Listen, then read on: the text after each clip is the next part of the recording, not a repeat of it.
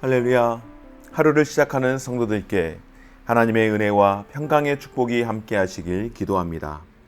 오늘 우리의 삶을 인도하실 하나님의 은혜를 기대하며 주시는 말씀 앞에 하나님을 향한 소망의 복음을 붙드시는 성도님들 되시기 바랍니다. 7월 12일 말씀으로 여는 아침, 오늘 우리에게 주신 하나님의 말씀 고린도후서 3장 12절에서 18절 말씀입니다. 우리가 이 같은 소망이 있으므로 담대히 말하노니 우리는 모세가 이스라엘 자손들에게 장차 없어질 것의 결국을 주목하지 못하게 하려고 수건을 그 얼굴에 쓴 것 같이 아니하노라. 그러나 그들의 마음이 완고하여 오늘까지도 구약을 읽을 때에 그 수건이 벗겨지지 아니하고 있으니 그 수건은 그리스도 안에서 없어질 것이라. 오늘까지 모세의 글을 읽을 때에 수건이 그 마음을 덮었도다. 그러나 언제든지 주께로 돌아가면 그 수건이 벗겨지리라. 주는 영이시니 주의 영이 계신 곳에는 자유가 있느니라. 우리가 다 수건을 벗은 얼굴로 거울을 보는 것 같이 주의 영광을 보매 그와 같은 형상으로 변화하여 영광에서 영광에 이르니 곧 주의 영으로 말미암음이니라. 아멘. 여러분, 바울과 바나바가 선교 여행을 1차 하고 와서 안디옥 교회 가운데에 큰 다툼이 일어났습니다. 혹시 기억하시나요? 바로 구원의 문제. 바울과 바나바가 선교 여행을 간 사이에 안디옥 교회에 예루살렘으로부터 온 몇몇의 교사들이 있었습니다. 그런데 이 안디옥 교회의 성도들을 가만 보니 뭔가 자신들과 달랐던 것이죠. 구원에 대한 이 확신을 갖는 데 있어서 예수 그리스도 그거 외에는 아무것도 하지를 않는 겁니다. 자신들이 절대적으로 지켜왔던 모세의 율법과 전통, 장로들의 유전, 이러한 것들이 전혀 이 안디옥 교회 성도들에게는 지켜지지 않는 것입니다. 그래서 그들에게 이야기하기를, 너희가 구원받는 일에 있어서 예수 그리스도 그 이름이 중요하지만 그것으로는 부족하다. 결여된 것이 있다. 그것은 바로 율법이다. 전통이다. 이것을 지키게 함으로 인하여서 안디옥 교회에 큰 혼란이, 소란이 있었고, 이 문제를 해결하기 위해서 바울과 바나바가 예루살렘 총회에 참여하지 않았습니까? 그리고 그 총회의 결과는 구원은 오직 예수 그리스도 그것뿐이라고 이야기하며 성도들에게 신앙의 덕을 위해 몇 가지 필요한 것을 당부하게 되었죠. 그러나 이 일로 인하여서 이제 모든 교회가 다 끝났으면 좋았을 터인데, 각 교회마다 어떤 스타일이라고 할까요? 각 교회마다 그 교회가 추구하는 전통들이 있다 보니까는 자꾸자꾸 다른 이야기들이 스물스물 올라옵니다. 바로 고린도 교회 안에도 기독교로 개종한 이 유대인들 가운데에 거짓 교사들의 선동에 동조해서 예수 그리스도뿐만 아니라, 오히려 예수 그리스도가 아니라 모세의 율법을 더욱더 강조하고 절대시하려고 하는 자들이 있었습니다. 그들은 옛 언약인 율법의 중요성을 강조하면서 오히려 예수님을 통하여 옛 언약이 성취되었다라고 하는 사실을 이해하지 못했고 이해하려고 하지 않았습니다. 그래서 그런 가운데, 그런 고정관념 가운데, 잘못된 배움 가운데에 있는 성도들에게 오늘 사도 바울이 참된 자유를 누리며 영광에 이르는 성도들의 삶을 가르칩니다. 여러분, 모세가 어떤 사람입니까? 모세가 하나님의 얼굴을 보았던, 하나님과 대면하였던 사람 아니겠습니까? 하나님을 보게 되면 다 죽음을 면치 못하는 그런 시대 가운데에 모세는 유일하게 하나님과 대면했던 사람입니다.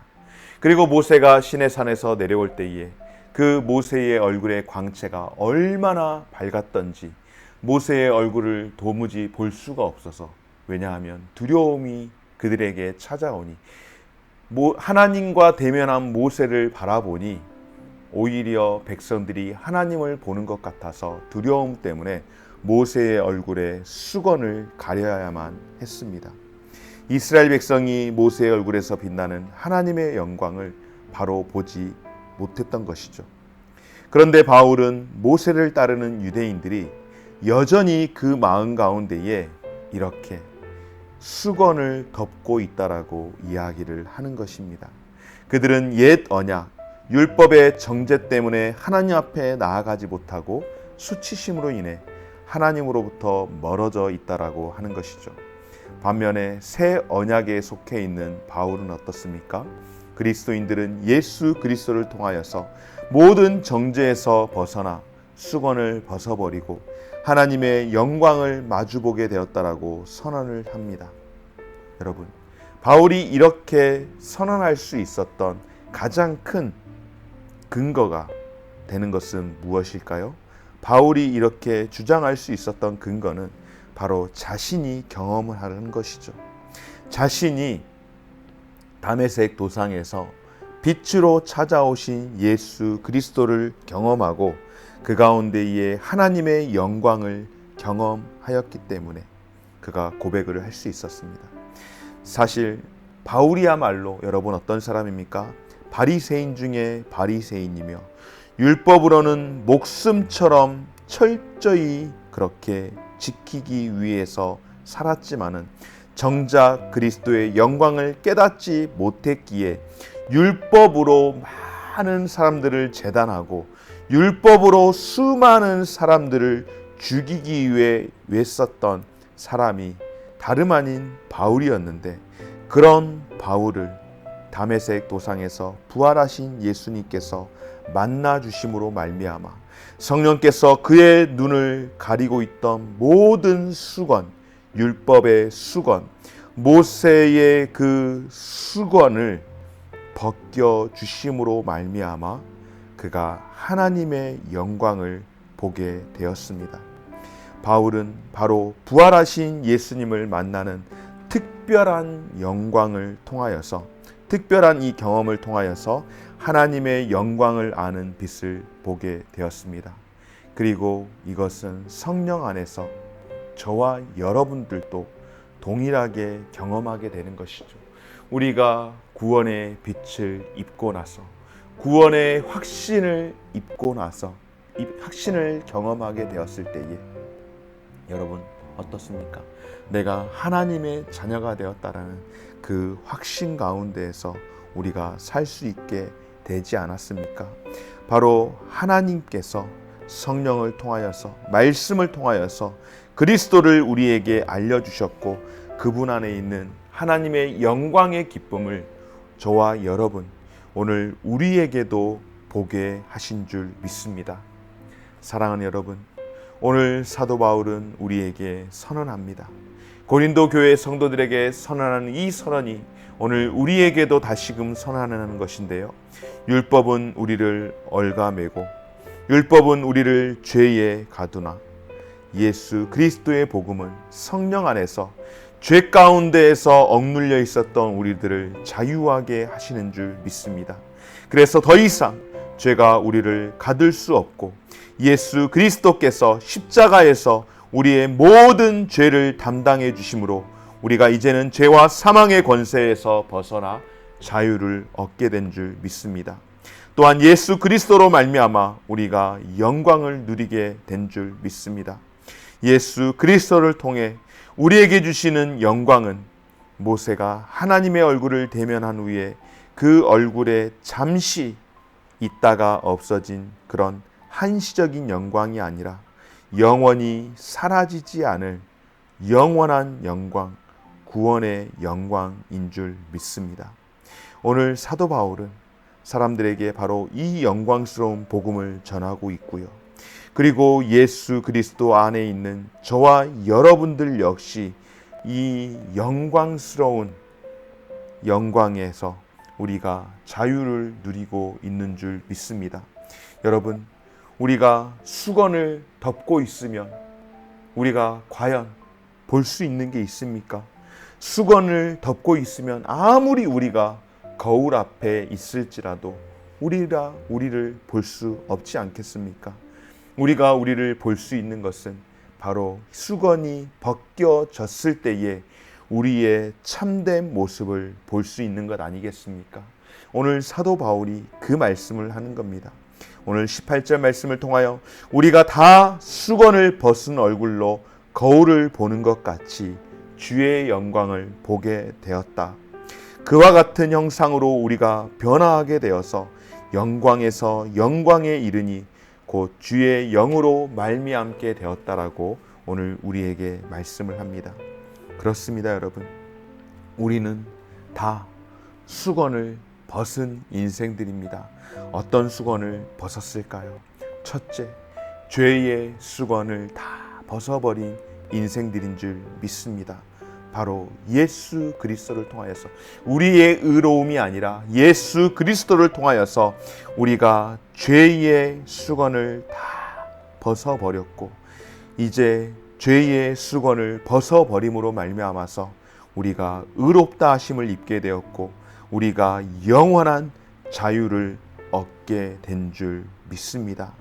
사랑하는 여러분, 우리는 부족한 인생입니다. 우리는 허물 많은 인생입니다.